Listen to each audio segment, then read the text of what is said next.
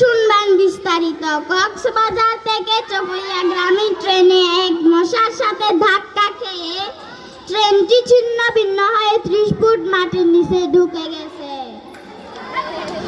এতে হতাহতের ঘটনা শোনা যায়নি। পেকুয়া তো ডায়রিয়া গান সইতে না পারে লইট্টা মাছের বউ ফালাতক। বউ হারানো সহ্য করতে না পারে তিনি নিজে পেকুয়া হসপিটালে ভর্তি হন। চকরিয়া একটি খামারে মুরগিকে আই লাভ ইউ বলায় মামলা করেছিল একটি মশার জন্য।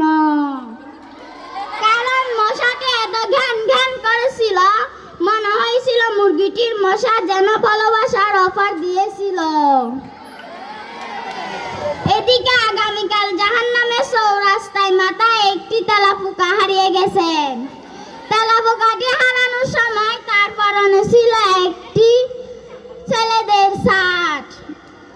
তেলাপোকাটির সন্ধান চেয়েছেন তার বাবা হারামজাদা। খেলাধুলার সংবাদ। আজ বিকেল 4:00টার সময় খেলাধুলার আয়োজন করা হয়েছে। খেলাধুলার নাম দেওয়া হয়েছে কিলাকিলি গুতাগুতি।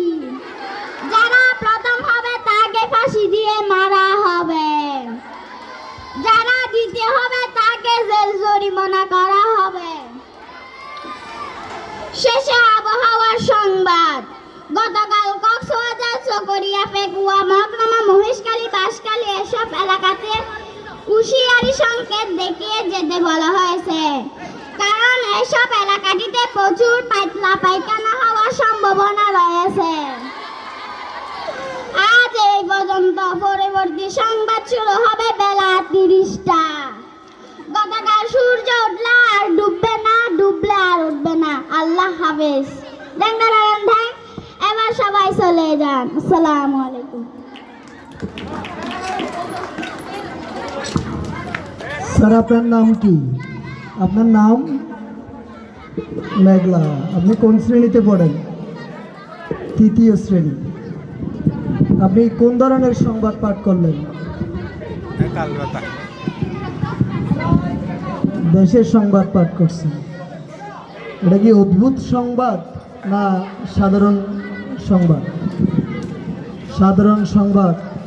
এখানে তো নিহত মানুষকে কবর দেওয়া হয়, আহতদেরকে ভর্তি করানো হয়, বা আহতদেরকে কবর দেওয়া হয়, নিহতদেরকে ভর্তি করানো হয়। এটা সাধারণ হয়? এটা তো অদ্ভুত ধরনের সংবাদ হয়। অদ্ভুত। আচ্ছা, আপনাকেও বেশ ভালো দেখাচ্ছে। ধন্যবাদ।